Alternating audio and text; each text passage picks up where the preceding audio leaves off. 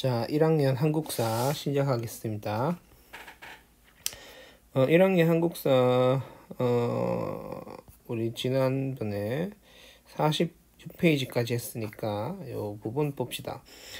여기는 이제 사회와 사상사하고 문화 뭐 이런 것들 있는 것 같은데, 여기 보면 이제 국어 시간에도 한 번씩 봤을 쌍화점이라는 그죠? 여기에 보면 쌍화점이 뭐냐면 쌍화가 만두입니다. 만두. 근데 만두가 선생님이 지난번 이야기했다시피 몽골 음식이라 했죠. 그래서 이거 회회아비 이 사람이 이제 그거예요. 그 몽골인이죠.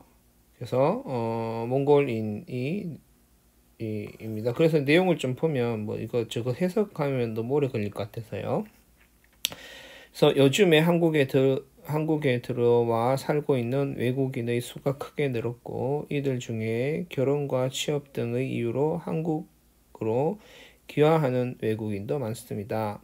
고려 시대에도 귀화하는 외국인이 많았습니다. 고려가요 쌍화점을 보면 흥미롭게도 서역인이 쌍화 만두 가게를 열고 있습니다. 원간석기에는 많은 무슬림이 고려에 들어왔는데 개경에는 무슬림 공동체와 모스크도 있었다는군요. 만약 여러분이 그 당시에 살았다면 쌍화점 속의 회아비를 만나볼 수 있겠죠. 자, 그래서 이 회아비라는 사람, 이 서역인은 선생님 기억에 위구르인이었을 거예요. 그래서 이 무슬림이라는 게 이제 이슬람교를 이야기하는 거죠. 그래서 놀라운 건 이 당시 고려 시대에 이 이슬람 사원인 모스크가 있었다라는 거. 지금도 우리나라에도 모스크가 쌤 알기에 딱 한 개 있을 거예요. 서울에. 그만큼 개방적인 나라였다라는 거죠. 그 당시 모습이 그랬습니다. 보면 쌍화점에 보면 이제 만두집에 만두를 사러 가니 만두집 사장이 내 손목을 쥐었다. 그래서 이 여자하고 남자, 그래가지고 이 소문이 이 가게 밖으로 나가면은 이 조그만 새끼 광대, 이 만두집에 새끼 광대가 있었는가 보죠. 네가 한 말이다. 뭐 이런 내용이에요. 그래서 이제 이 조선시대의 쌍화점은 남녀 상렬지사라 해서 유교 풍속을 문란시키는, 왜 남자가 여자 손목을 잡았다 이래가지고 이렇게 금지시키고 뭐 이런 것이었는데, 어쨌든 그렇습니다. 그 다음에 여기로 넘어가죠.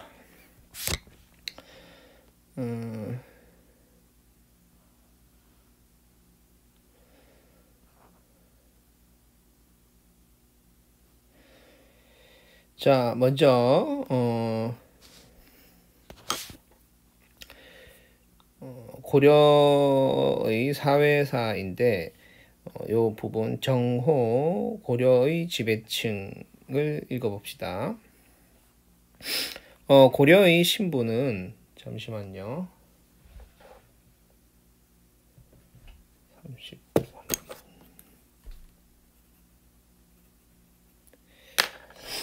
고려의 신부는 크게 양인과 천인으로 구분되고, 양인은 다시 정호와 백정 등으로 나뉘었다. 정호는 관료, 군인, 향리 등 국가로부터 일정한 직역을 부여받은 지배 계층이었고, 문무 양반과 중간 계층으로 구분되었다. 문무 양반은 고위 관직에 오를 수 있었는데, 이들 중 일부는 여러 대에 걸쳐 재상을 배출하면서 최고 지배층인 문벌을 이루었다. 중간 계층은 중앙과 지방 통치기구의 말단 행정 실무를 주로 담당하였는데, 중앙관층에 속한 서리, 공중 업무를 담당한 남반, 지방 행정을 담당한 향리 등이 있었다. 이들은 직역에 대한 대가로 국가로부터 토지를 받았고 신분을 자손에게 세습하였다. 한편 향리는 호장과 부호장 등 여러 단계로 구분되었는데 상층 향리는 과거에 응시하여 중앙관직에 진출할 수 있었다. 자, 이 부분은 고려의 신분제에 대한 거예요. 그래서 여기 보면 뭐 양인, 그 다음에 정호, 그 다음에 백정, 정호 뭐 이런 내용들이 있는데 그거 용어 해석이 용어가 좀 생소하죠. 요게 이제 그건데 선생님이 요거를 위해 가지고 잠시만요.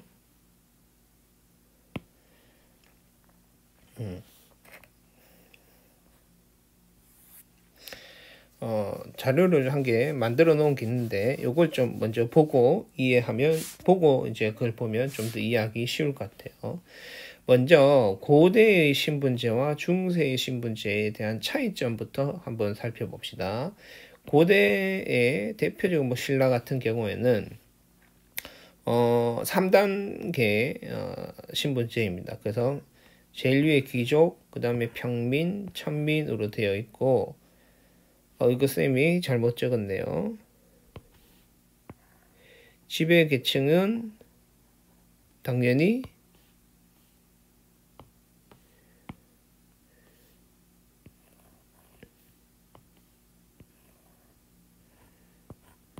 이렇게 귀족은 지배 계층이고 나머지 이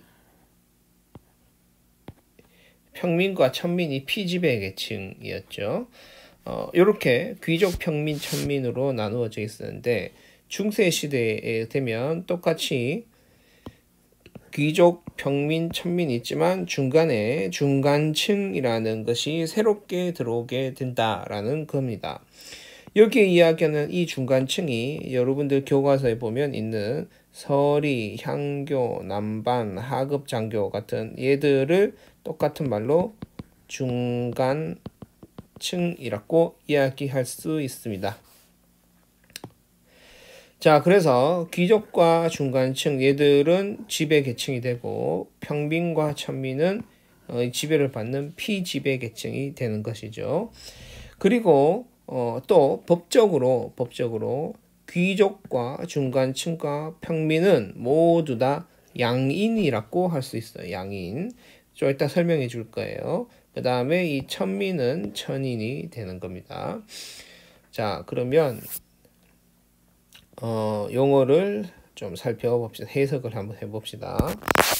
먼저 다시 보면 귀족, 중간층, 평민, 천민 중에 귀족에서부터 평민은 양인이고 천민은 천민이라고 이야기했죠. 그러면 양인이 뭐냐라고 한다면 국가에 세금을 납부하는 국민을 법적으로 양인이라고 하는 겁니다. 이때 세금은 조세, 공물역 등을 이야기하는 거예요. 그래서 국가에 세금을 납부하면 전부 다 양인이에요. 그러니까 귀족도 세금, 중간도 세금, 평민도 세금인데 천민은 국가에 세금을 납부하지 않았다라는 뜻이죠. 그래서 고려의 모든 국민을 양인과 천민으로 구분할 수 있고 또 다르게는 지배층과 피지배 계층으로 구분할 수 있습니다. 이때는 중간 계층까지를 지배층, 그 다음에 나머지는 피지배 계층인데 여기에서 지배층은 정호라고 이야기할 수 있고 그 다음에 이 양인 가운데서 피지배 계층을 백정호라고 이야기할 수 있습니다. 그래서 쉽게 이야기하면 양인을 두 개로 나눌 수 있는 거죠. 양인은 정호와 백정호로 나눌 수 있습니다. 그러면 정호란 뭐냐? 양인 가운데 국가로부터 일정한 직역, 즉 쉽게 이야기해서 국가로부터 일정한 임무를 부여받은 사람을 정호라고 이야기합니다. 그래서 이들은 공무원 하고 약간 비슷하게 생각하는데요. 국가로부터 어떠한 임무를 부여받은 당연히 월급이나 이런 건 당연히 받는 것이죠. 그래서 이들을 다르게 이야기하면 지배계층, 지금의 어떤 공무원과 비슷하다. 그럼 백정호는 뭐냐? 백이 뭐 없다 이런 뜻이에요. 그래서 정호니까 국가로부터 직역을 받은 것이 없는 양인들이에요. 이들은 모두 다 정호와 백정호 모두 양인입니다. 천인에 속하지 않아요. 그래서 국가로부터 직역을 부여받지 못한 양인들이 되는 겁니다. 대부분의 평민들이 여기에 속하는 겁니다. 그러면 이제 여기를 한번 볼까요? 이렇게 보면 고려의 신부는 크게 양인과 천인으로 구분되고 이렇게 되죠. 그 다음에 양인은 다시 정호와 백정호 등으로 나뉘었다. 정호와 백정호 해도 되고 정호, 백정 이렇게 해도 됩니다.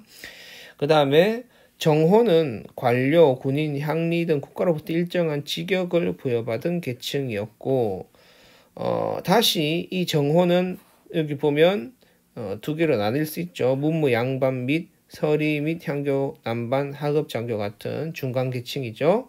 그래서 다시 이 정호 안에는 문무 양반과 중간 계층으로 구분되었다. 이렇게 볼 수 있습니다. 그래서 선생님이 아까 그렸던 그 표에 보면 중간 계층에 해당되고 여기 귀족에 해당되는 문무 양반 중에서 이제 아주 소수가 귀족인데 어쨌든 이 귀족에 해당될 수 있습니다. 이렇게 구분해서 기억을 해야 되겠습니다. 그게 양인과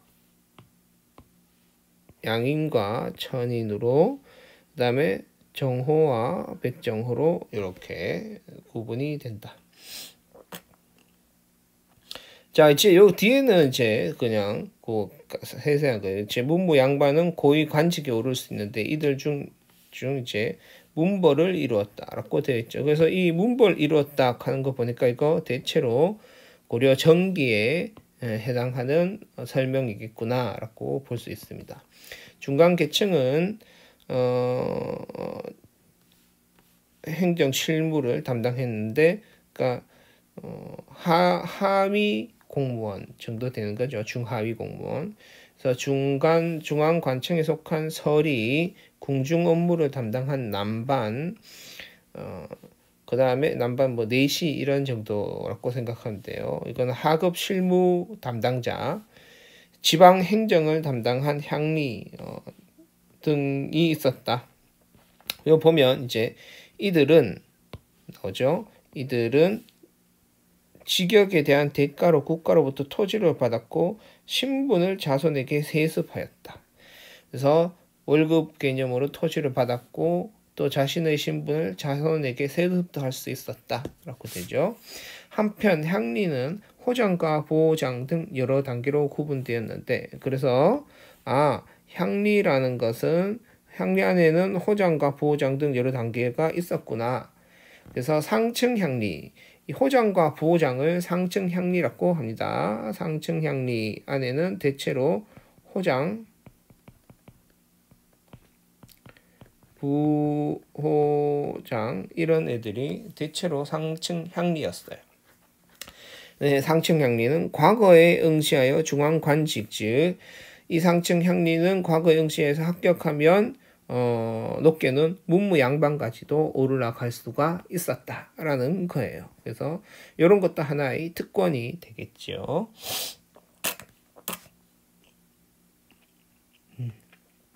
그렇게 됩니다. 자, 그러면 이제 백정과 천인 부분을 살펴봅시다. 백정은 특정한 직역을 부여받지 않은 일반 백성으로 대다수는 농민이었다. 이들은 국가의 조세, 공물, 역 등을 부담하는 대신 법적으로 과거에 응시할 수 있었다. 향, 부곡, 소의 주민은 신분상 양인이지만 백정보다 더 많은 조세와 역을 부담하였고 학교 입학과 과거 응시에도 제한을 받았다. 사회의 최하층인 천인은 대다수가 노비였다. 노비는 재산으로 간주되어 매매, 상속, 증여가 가능하였고 부모 중 한 명이 노비이면 그 자녀도 노비가 되었다. 노비는 국가관청에 속한 공노비와 개인이 소유한 사노비로 나뉘었다.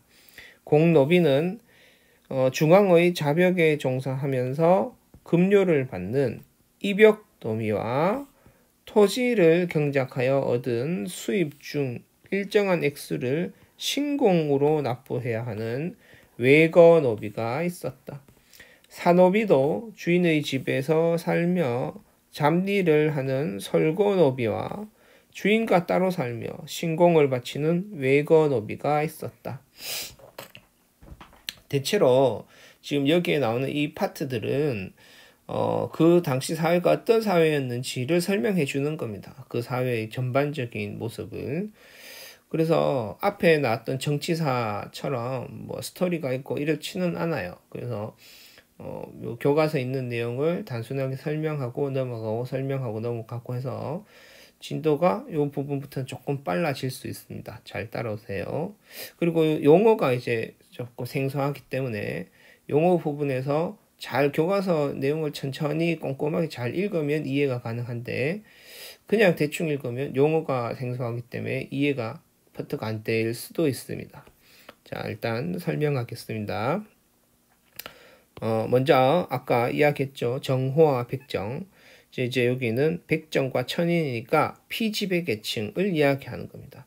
그런데 차이가 있다면 여기 있는 백정 같은 경우에는 양인일 것이고 천인은 천민을 이야기하는 거죠. 양인 가운데서 피지배 계층의 백정, 그 다음에 그냥 천민 이렇게 있는 거죠. 그래서 백정은 특정한 직역을 부여받지 않은 일반 백성이죠. 일반 백성이니까 여기에서 말한 이 일반 백성이라는 건 양인을 이야기합니다. 대체로 그래요. 대다수는 농민이었다. 이들은 이제 국가의 조세의 공물역 등을 부담하는 대신이죠. 그래서 요거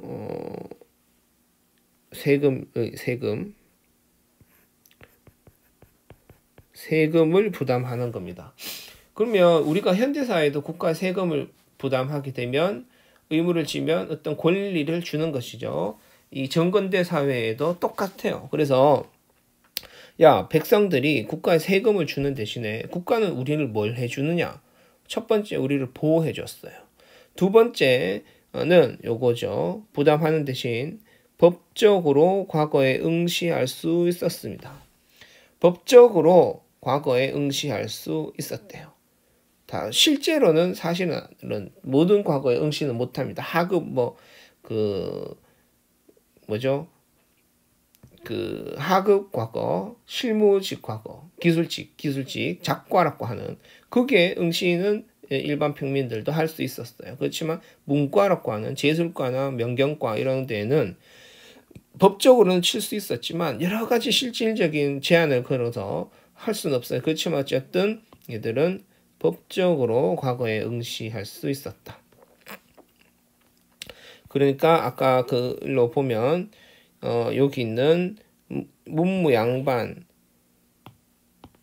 서리, 향교, 남반, 하급, 장교, 그 다음에 얘들 이 세 명 다, 요 세 계층 전부 다 양인이니까 양인은 법적으로 과거 시험을 응시할 수 있었다라고 할 수 있습니다. 이거 적어줄게요. 양인은 모두 다 국가의 세금을 납부하는 대신에 그리고 과거 응시 가능. 다만 이거는 법적으로.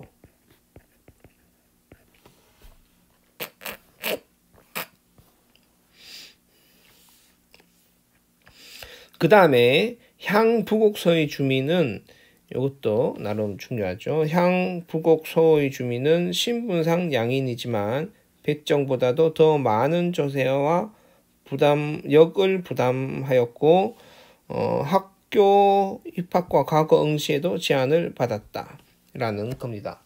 그래서 여기 있는 향부곡소라는 특수행정구역의 주민은 얘들은 양인이에요. 양인이지만 일반 백정보다도 훨씬 더 많은 그래서 차별을 받았다는 거죠. 이게 백정보다 더 많은 조세와 역을 부담. 이게 차별 1. 그다음에 요거 학교 입학과 과거 시에도 제한. 이게 차별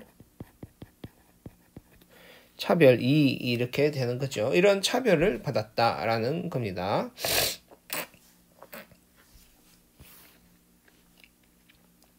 옆에 이 향부곡소를 볼까요? 향부곡소 중요합니다.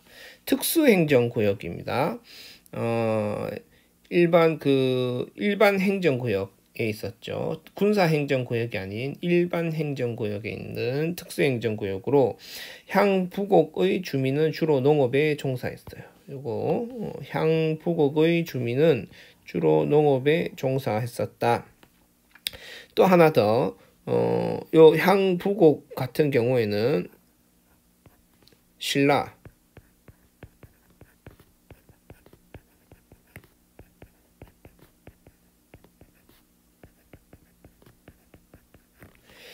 시대 때부터 존재했어요.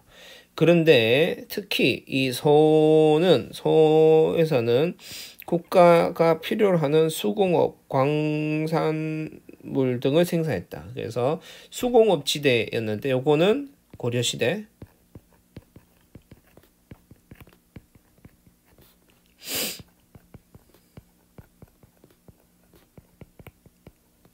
만들어졌다. 이렇게 볼 수 있습니다. 근데 이들은 차별을 받았어요. 차별.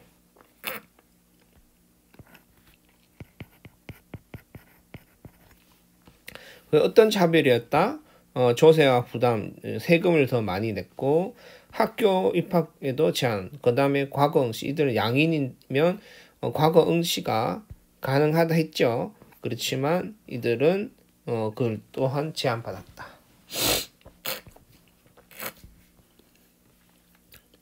자, 그 다음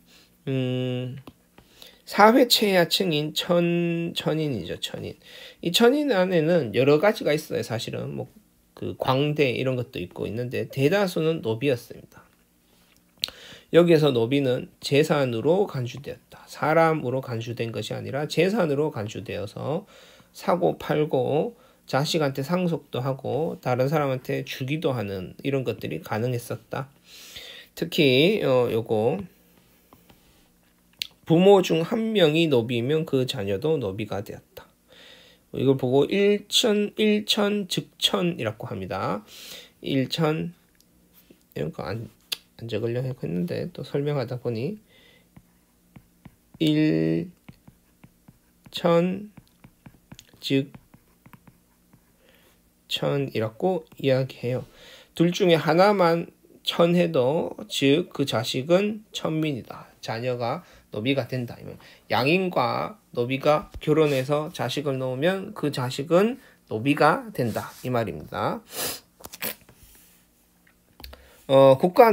노비는 국가 관청에 속하는 공노비와 개인이 사유한 사노비로 그다음에 뭐 쭉쭉쭉쭉 되는데 요 부분은 읽어보면 되는데 요거 정리를 한번 해주면 좋죠. 이렇게 돼요. 그러니까 노비라는 건 국가의 소유가 된 공노비와 개인이 소유하고 있는 사노비로 구분됩니다. 다시 이 공노비라는 건 입역노비와 외거노비로 구분이 되는 거예요. 여기서 말하는 입역노비라는 것은 입은 어디 들어가서 들입자예요. 들어가서 노동을 하는 노비예요. 그래서 관청에 속해가지고 직접 어떤 관청에 가가지고 거기에 있는 여러 가지 일들을 하고 급료를 받았다라고 합니다. 급료를 받는 입역노비가 있고 외거노비는 해당 관청에서 가지고 있는 뭐 여러 가지 지방에 있는 토지들 혹은 지방에 있는 뭐 출장을 가야 돼가지고 장기적 1년, 2년 출장을 가야 되는 이런 경우에 노비가 대신 가는 경우에는 이제 가서 그 지역에 있는 토지를 경작한다든지 이렇게 해서 관청에 소속돼 있는데 그 관청이 멀리 떨어져 있는 다른 지역에서 일을 하는 노비입니다. 이런 경우에는 그 중앙관청에 신공, 원래 자기 주인이죠. 그러니까 자기 주인에게 신공, 몸신자의 공, 그러니까 이렇게 비용이니까 자기 몸의 비용을 일정 부분 1년에 계속 얼마씩을 납부해야 돼요. 납부를 하고 세금처럼 납부하고 그곳에서 이제 토지 경작하면서 돈을 모을 수 있어요. 이런 경우는 이제 이 노비, 외거 노비 같은 경우에 노비이지만 재산을 모을 수 있습니다. 그래서 일정 금액의 엄청 많은 재산을 자기 능력에 의해서 모으게 되면 뭐 자기 주인한테 가서 돈을 주고 자기 신분 해방을 양인으로 일반 양인으로 바꿔달라, 노비 문서를 불태워달라 이렇게 요청할 수도 있었다고 합니다. 그런 면에서 보면 이병 노비보다는 외거 노비의 삶이 훨씬 더 좋았구나라고 볼 수도 있겠죠. 그래서 그렇고 개인 산업이 같은 경우에도 즉 개인 소유죠. 솔거노비와 외거노비로 구분돼요.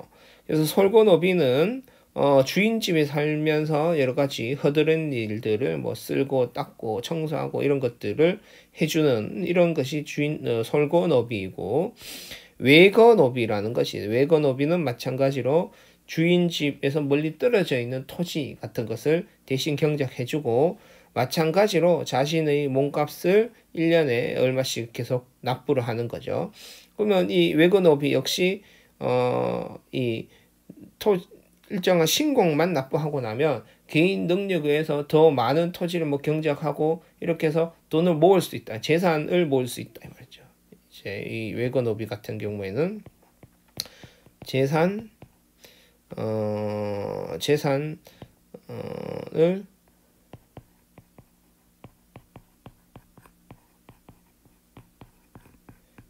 모을 수 있다라는 아주 그런 큰 특징이 있어요. 그래서 이 재산을 가지고 노비 신분을 해방시키는 경우가 들어있었다라는 거죠.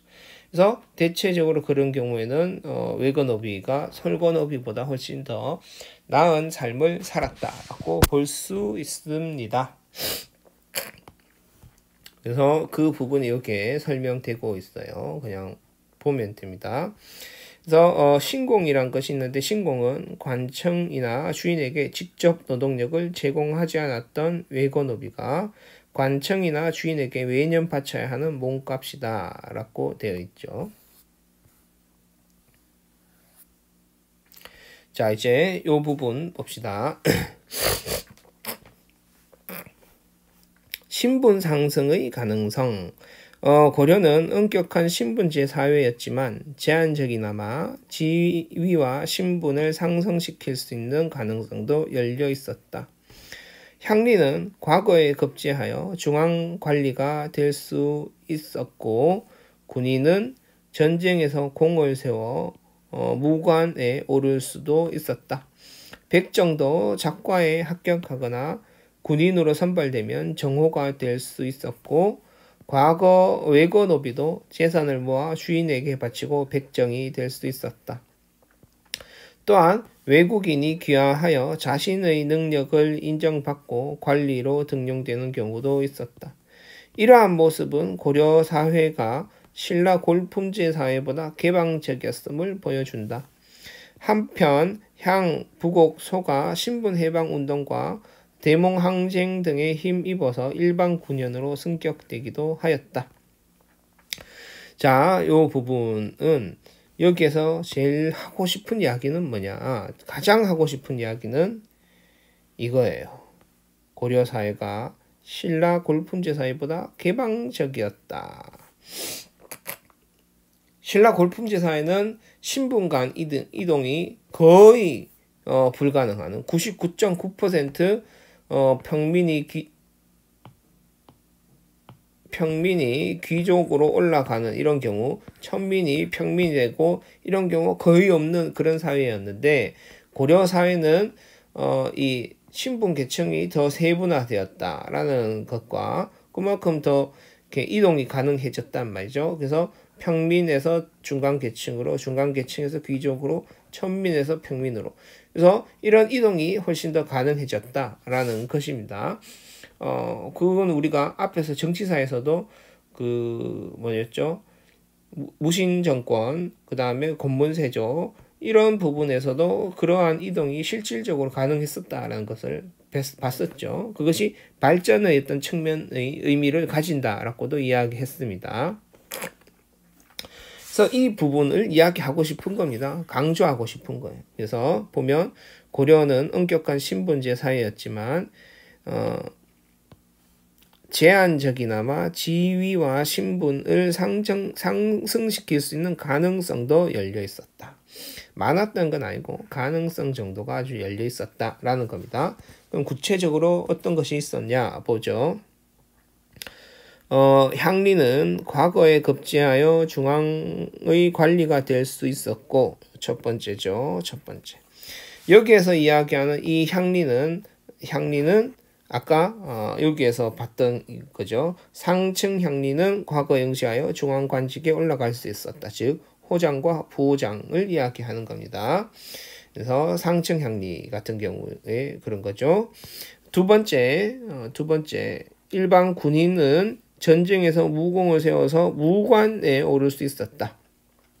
여기에서도 고려의 중요한 특징 중에 하나 묵과가 존재하지 않다라는 거에 상기시킬 수 있겠죠. 묵과.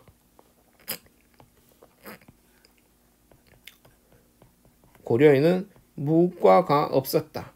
그 다음에 두 번째 이 군인이라는 것은 뭐다? 군인은 사병, 지금으로 치면 사병 같은 개념이에요. 근데 여기에서 무관은 어떤 개념? 무관은 장교 같은 이런 개념으로 생각하면 돼요. 그래서 일반 사병 같은 이 군인은 전쟁에서 공을 세우면 뭐 대령, 대위 이런 것 같은 무관에도 오를 수가 있었다. 그 다음 세 번째, 백정도 작과에 합격하거나 군인으로 선발되면 정호가 될 수 있었다. 여기에서 또 하나 여기에서 이야기하는 이 백정 같은 경우에도 양인이라고 이야기했죠. 그래서 양인은 어쨌든 세금을 내기 때문에 과거 시험에 응시할 수 있는 기회가 부여된다라고 이야기했었는데 아까 이야기했다시피 법적으로는 모든 과거 시험에 응시가 가능했지만 실질적으로는 기술관을 뽑는 작과 정도의 응시가 가능했었다. 요 작과라는 건 기술관을 뽑는 그런 시험이다라고 그때 배웠었죠. 다 배웠던 겁니다. 그 다음에 군인, 이 사병, 이 군인으로 선발되면 정호가 될 수도 있었다. 그래서 정호라는 건 국가로부터 일정한 직역을 받는 거죠. 공무원 같은 거. 그래서 요것과 관련해서 갑자기 생각난 건데 우리가 보통 백정 하면 지금은 백정하면 식육점 혹시 부모님이 식육점 하면은 이게 우리가 조선 시대 후기로 가면 중기 이후에 백정은 그거예요. 식육점 고기를 이렇게 손질해 가지고 하는 걸 백정이라고 하고 아주 천하게 여겼었죠. 그래서 그 조선 한국 근대사에 보면 형평운동에서 백정에 대한 차별을 철폐하는 이런 운동 했었잖아요. 그 백정하고 이 백정이 똑같아요. 원래 백정이라는 건 양인 가운데서 원래 이 뜻이에요. 양인 가운데서 직역이 없는 피지배계층의 양인을 이야기했었는데 그러니까 대다수 우리 모두 다가 거의 대부분 백정일 수도 있습니다. 근데 조선시대로 넘어오면서 이 백정의 뜻이 변질되어서 그렇게 지금으로 치면 식육점 하는 이런 사장님들을 백정이라고 천하게 여겼어요. 그렇게 변질되었다라는 거. 그 다음에 네 번째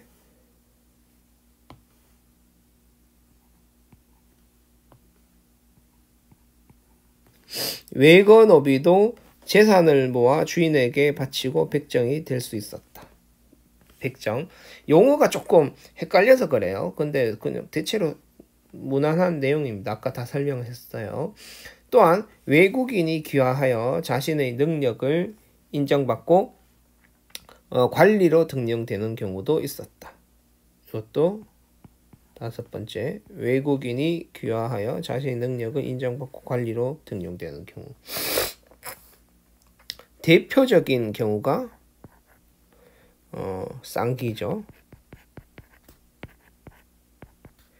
광종 때 과거제를 건의했었던 쌍기였습니다. 이 사람이 중국 후주의 사람이었는데 우리나라에 귀화했어요. 또 대표적인 경우가 여기에 나와 있죠. 이거 한번 봅시다. 장순용은 원래 이슬람 사람으로 본명은 삼가였다. 장순용은 제국공주의 검령구로서 고려에 와서 낭장에 임명된 후 여러 번 승진하여 장군이 되었으며 지금의 이름으로 바꿨다. 그래서 원래 이 사람 이슬람 사람인데 검령구라는 건 원나라 공주를 시중드는 사람 아니면 따라서 같이 온 사람 이 정도쯤 돼요. 검령구로서 고려에 왔는데 여기 가서 고려의 낭장 그 공무원이 됐다 이 말이에요. 임명된 이후에 승진해서 장군까지 되었다 이 말입니다. 군인이에요, 군인.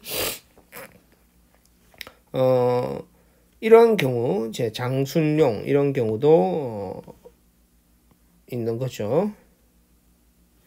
그 다음에 또 한 개 더 있어요. 5조 6. 향부곡서가 신분해방운동과 대정으로 일반 군인으로 성격되는 경우가 있었다. 여기에서 이제 요까지 제가 선생님이 요까지 안 봐서 몰랐는데 이렇게 이게 나오네요. 그래서 이렇게 두 개를 끊으면 향부곡소가 신분해방운동을 해서 일반 군인으로 승격된 경우는 요거 알아야 될 것 같아요. 그러면 이제 공주 그냥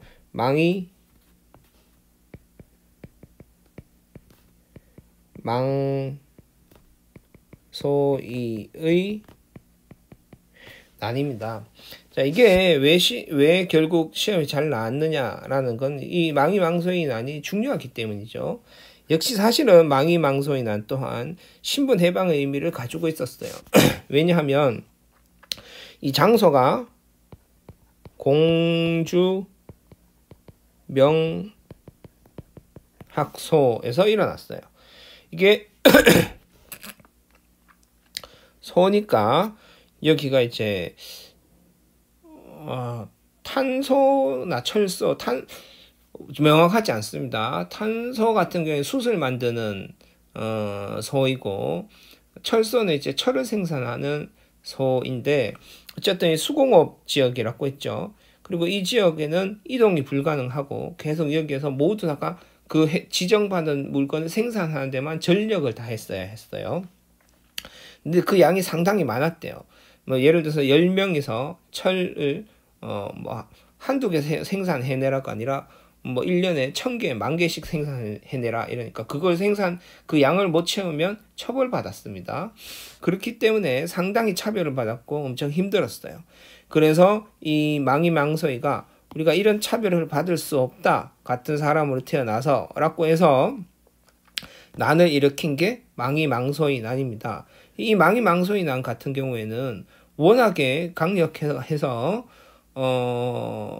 이 주변 지역이 지금의 대전 공주 지역인데 대전 지역에서 일어났는데 전라도 지역과 충청도 지역을 심지어 경기도 지역까지 장악을 해가지고 많은 지역을 직접 장악해서 지배를 하고 있었고 그 세력권 안에 두고 있었고 국가에서는 이 당시에 반무신난이었던 조이총이 난하고 겹쳐져 가지고 여러 군데서 난이 일어나는 거죠.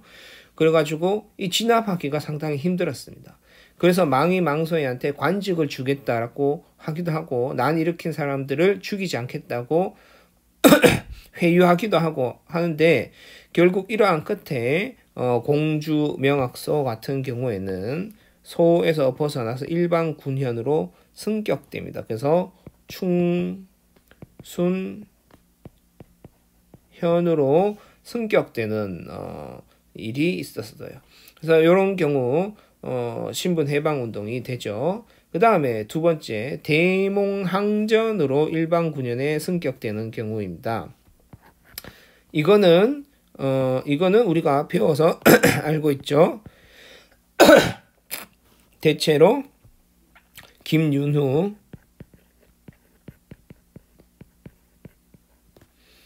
으로 인해 가지고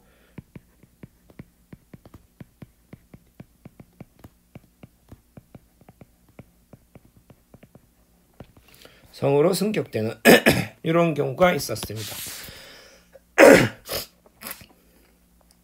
그 다음에 요렇게 보면 될 것 같고, 그 다음에 이제 요 밑에 여성의 지위를 살펴봅시다.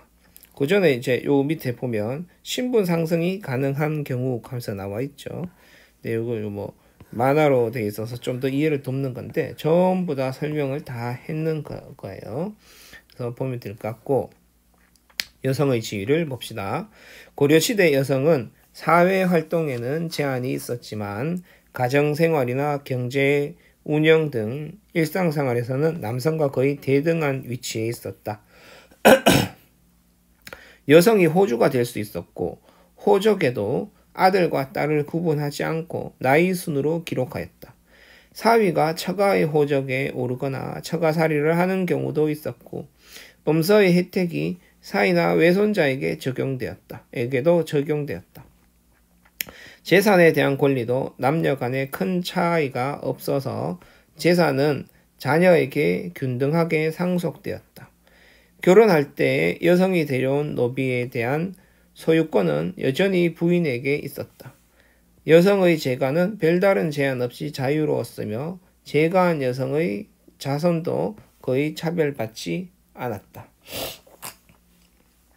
참고로 이 부분 중요합니다. 이 부분 시험에 상당히 잘 나왔어요. 요즘은 예전 한 3, 4년 전보다는 좀 덜해졌지만 여전히 아주 중요한 부분이에요. 그 이유는 왜냐하면 이 고려시대 여성의 지위라는 건 실질적으로 사회활동에 제한은 있었다 하더라도 남성과 거의 대등한 위치에 있었어요. 어느 정도였냐? 지금 현대 사회에도 뭐 유리천장이니 뭐 이런 용어들에서 여성 차별적인 이런 것들이 있다라고 이야기하죠. 그런데 이 고려 시대에는 지금 이 현대 사회의 여성 지위보다 어떤 면에서는 더 개방되어 있었다. 더 지위가 높았다라고 볼 수도 있어. 아니면 거의 대등했다라고 볼 수 있습니다. 그러면 이 부분에서 시험의 포인트는 뭐다? 그 구체적으로 여성들이 어떤 점들이 그렇게 지위가 높았느냐라는 것을 구체적인 사례들이 시험에 나옵니다. 그래서 그걸 살펴보면 즉 여성의 지위에 대한 거겠죠. 여성의 지위 첫 번째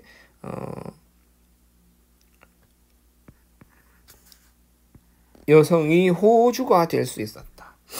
호주라는 건 집의 주인을 이야기해요. 여러분들 집에 주인이 호주제가 있는데 엄마가 호주인 경우도 있고 아빠가 호주인 경우도 있고 둘이 공동의 호주가 되는 경우도 있는데 현대사회에서 엄마가 호주가 될 수 있었던 건 제 기억으로 2000년대 그러니까 1990년대 후반 2000년 되기 바로 직전에 여성 호주제가 허용됐어요. 그 전까지는 이 집의 주인이 여자가 될 수가 없었어요. 그런데 고려시대에는 심지어 이 고려시대에는 여성도 호주가 될 수 있었다라는 거죠. 두 번째, 호적에도 아들과 딸을 구분하지 않고 나이 순으로 기록을 했어요. 나이 순으로.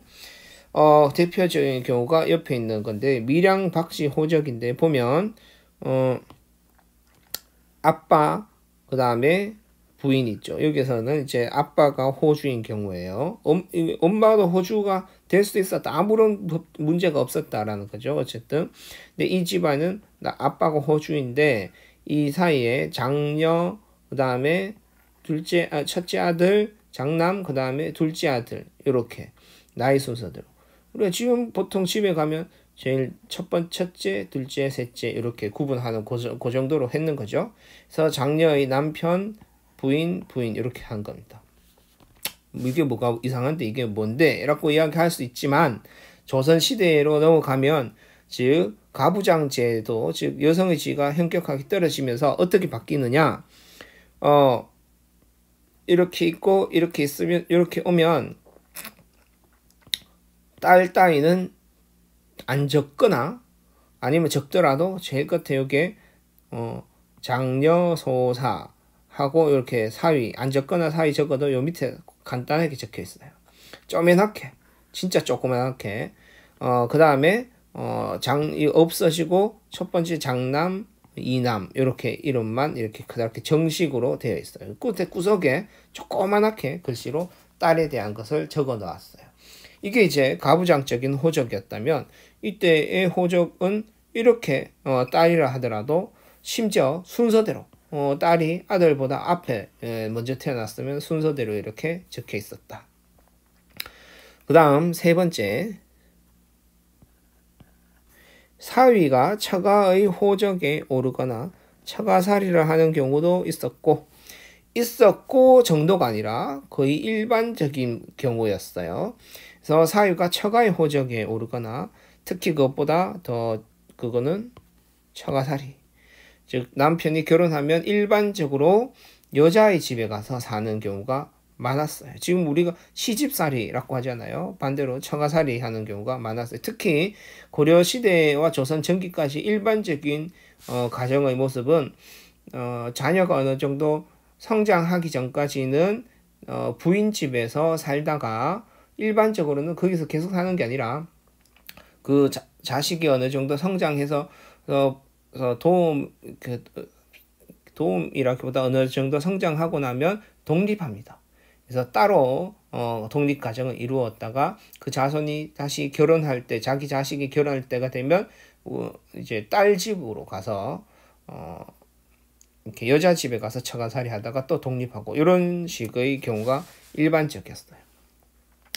그 다음에 네 번째, 음서의 혜택이 사위나 외손자에게도 적용되었다. 즉 여자 쪽에게도 남자 쪽과 똑같이 음서의 혜택을 받을 수 있었다라는 거죠. 그래서 이 사람이 예를 들어서 관직을 가지고 있는데 음서를 가지고 있었다. 그러면 장남, 그 다음에 이남, 내 아들에게만 한 것이 아니라 이 사위한테도 똑같이 예를 들어서 순서대로 간다. 이러면 사위 먼저, 그 다음 두 번째, 세 번째 이런 식으로 갔다 이 말이에요. 자, 그 다음에 요거는 일반적인 여성의 지위라고 본다면 재산의 같은 경우에도 보면 남녀 간의 큰 차이가 없어서 균등하게 상속되었다. 그래서 요 부분도 균분상속, 균등하게 상속되었다. 그 다음에 또 결혼할 때 여성이 데려온 노비는에 대한 소유권은 부인에게 있었다. 그래서 결혼할 때 여성이 데려온 노비에 대한 소유권 역시 부인에게 있었다. 그 다음에 이것도 중요합니다. 여성의 재가는 별다른 제한이 없었다. 재가라는 건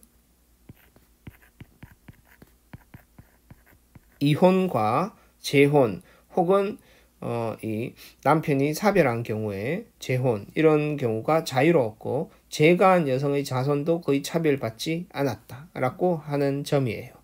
그래서 요 내용 중요하기 때문에 꼭 다 살펴보도록 하고 요 뒤에 보면 54페이지 봅시다. 주제 탐구로 고려시대 여성의 지위는 어떠하였는가 라는 부분을 설명하고 있습니다. 자, 이것도 잠시 보죠. 한국 사회는 오랫동안 부계 중심의 가족 질서를 유지해 왔다 라고 하는데 이거 실질적으로 는 부계 중심의 가족 질서를 유지해 왔던 것은 고대 사회는 빼내고 신라 시대에도 조선 시대만큼은 아니었어요. 그래서 아주 철저하게 가부장 중심으로 왔던 건 조선 중기부터 조선 말기까지가 아주 이것이 우리의 전통인 양 생각하고 있지만 사실 우리 고려시대나 신라시대, 고대시대의 전통을 본다면 여성의 지위는 상당히 높았다. 특히 고려시대 여성의 지위는 매우 높았어요. 우리가 그래서 자녀는 아버지의 성을 따르며 여자가 결혼한 뒤에 남편의 친족을 중심으로 가족관계가 형성되는 경우가 많았다.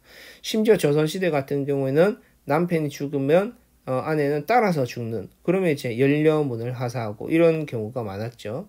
그래서 실제로 여성이 죽고 싶어서 죽는 경우도 있지만 분위기상 그러한 가문의 연려문을 받기 위해서 남편이 죽으면 죽도록 계속 강요하는 겁니다. 그래서 마지못해서 목매달아서 죽고 이런 경우가 많았어요. 고려시대에는 어떠했을까? 친족을 부르는 호칭이나 가족 내 여성의 지위를 통해서 확인해보자 라고 하는 거죠. 조반 초상과 조반 부인 초상. 고려 말 관리였던 조반과 그 부인을 각각 독립적으로 그렸다. 그래서 크기가 똑같이 그렸죠. 조선시대 중기 이후 즉 고려의 흔적이 조선 전기까지 남아있고 이게 다 사라지는 완전 성리학적으로 전환되는 경우에는 여성 부인의 초상을 아예 그리지 않거나 그려도 좀 작게 그린다거나 못하게 그렸다라는 거예요. 자, 보면 결혼 풍습을 봅시다. 대체로 전부 다 앞에서 했던 부분인데 사례를 통해서 다시 보자라는 정도로 생각하면 돼요. 고려의 풍속은 차라리 아들을 따로 살게 할지언정 딸은 내보내지 않습니다. 이는 중국 진나라의 대릴사위제와 비슷합니다. 그래서 대릴사위제, 딸은 내보내지 않습니다. 이런 거 보면 이거 아까 뭐였죠? 처가살이 이야기하는 거예요. 처가살이. 남자가 여자 집에서 사는 걸 이야기해요. 여기 보면 진짜 차라리 아들은 따로 살게 해도 딸은 따로 살지 않게 한다. 뭐 이런 이야기이죠. 재혼. 순비허 씨는 공암현 사람으로 중찬 허공의 딸이다. 일찍이 평양공 왕현에게 시집가서 3남 4녀를 낳았다. 자녀를 무려 7명이나 낳았어요. 그가 죽자, 이제 남편이 죽었어요. 죽자 이제 과부가 됐죠. 이 허씨는 충선왕이 이 사람을 부인으로 다시 맞아요. 재혼했는데 왕하고 대박이죠. 왕하고 결혼했어요. 그래서 허씨가 왕비로 즉위하자 순비로 책봉하였다. 이거 이제 재혼이 자유로웠다. 재가가 자유로웠다. 재가 여성 재가가 허용되었다라기보다 더 심한 자유롭게 되었다. 어느 정도로 왕도 재가를 부인하고 이 재가 하는 게 진짜 그렇게 흠이었으면 재혼하는 것이 왕이 뭐 처녀도 많은데 굳이 재혼을 할 수 있었겠냐, 하려고 했겠냐라는 거죠. 근데 왕이 한번 결혼을 갔다 온 여성과 결혼하는 것이 흠이 되지 않을 정도로 이 사회는 이런 재혼이 자유롭게 허용된 사회였구나라는 겁니다. 친족에 대한 호칭이에요. 자, 보면 지금 현재 외할아버지, 할아버지, 외할아버지, 아빠의 아버지, 엄마의 아버지죠. 이 고려 시대에는 이거를 구분하지 않고 전부 다 한아비라고 불렀다는 거예요. 그 다음에 백숙분 삼촌이죠. 아빠 쪽 형제, 외삼촌, 엄마 쪽 형제. 이것도 구분하지 않고 아자비라고 불렀다는 거예요. 아자비. 여기서 아비 합치면 아시 뭐냐? 버금간다, 버금가다라는 뜻이죠. 그러니까 아버지의 버금가는 것인데 어쨌든 엄마 쪽과 아빠 쪽을 구분하지 않았다. 이 뒤에도 다 똑같아요. 고모, 이모 전부 다 부계, 모계죠. 근데 아자미. 그 다음에 형의 아들, 누나의 아들 전부 다 구분하지 않았다라는 거예요. 그래서 보면 고려시대에는 나를 중심으로 혈연관계가 같을 경우 아버지 쪽과 어머니 쪽 가리지 않고 같은 호칭을 사용하였다. 여기에서 가리지 않고 같은 호칭을 사용하였다라는 쪽, 아버지 쪽과 어머니 쪽을 가리지 않고 같은 호칭을 사용하였다라는 쪽이 눈에 들어오겠지만, 요거를 다른 표현으로는 나를 중심으로 한 혈연 관계가 중시되었다라고 표현할 수도 있습니다. 아빠 쪽과 엄마 쪽이 중시된 게 아니라 그냥 나를 중심으로 해서 가리지 않고 똑같이 했다 이 말이에요. 그래서 이렇듯 고려시대에는 가정 내에 남녀 차별이 없었다. 마지막 재산 상속을 봅시다. 손변이라는 사람이 경상도 안찰사가 되었을 때 한골의 남매가 서로 소송을 벌였다. 손변이 남매에게 자식에 대한 부모의 마음은 같은데 어찌 혼인한 딸에게는 후하고 어미도 없는 어린 아들에게 박하겠는가? 생각해보건대 너희 아버지는 아들이 의지할 사람은 누나뿐이고 만일 유산을 둘 다 똑같이 준다면 누나가 동생을 홀대하고 제대로 키워주지 않을까 걱정하신 것이다. 그래서 아버지는 아들이 성장하면 물려준 옷과 관을 갖춰 입고 자신의 재산을 찾기 위해 탄원서를 제출할 수 있도록 종이를 유산으로 남겨준 것이다 라고 말하였다. 남매는 이 말을 듣고 느끼고 깨달은 바가 있어 서로 마주보며 울었고 손변은 마침내 재산을 똑같이 나누어 주었다 라고 합니다. 자, 여기에서는 심지어 우리가 남자의 지위가 높았다라는 게 일반화될 수 있기 때문에 이 재산을 가지고 소송을 벌였다 하면 남자한테 너무 많이 주고 여자한테 차별적으로 줘서 여자가 소송을 걸었다라고 생각할 수 있지만 고려시대에는 우리의 생각을 뛰어넘죠. 혼인한 딸한테 재산을 더 많이 주고 어린 아들한테는 재산을 적게 주는 것 같아서 소송을 걸었다는 거예요. 그러니까 이제 이 손변이라는 안찰사가 야 그렇지 않다. 부모가 딸이라고 왜 재산을 더 주고 아들이라고 재산을 조금 주겠느냐. 둘 다 똑같이 줬다라는 뜻이에요. 그래서 이거 균분상속에 대한 내용입니다.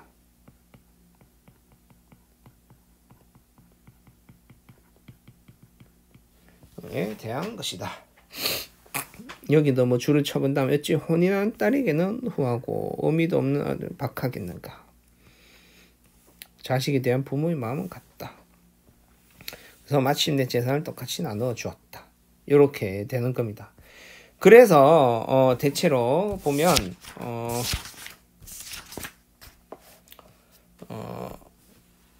그렇게 되는 거죠. 그래서 대체로 친족 호칭이 동등했고 균분상속이었고 재가가 자유로웠고 처가살이가 일반화되었었다. 이런 걸로 봤을 때 고려시대 여성의 지위는 상당히 높았다 라고 볼 수 있습니다.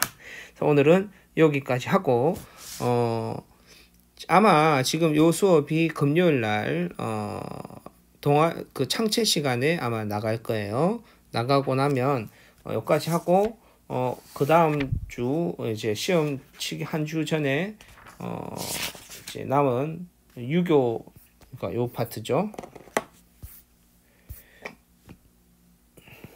요 파트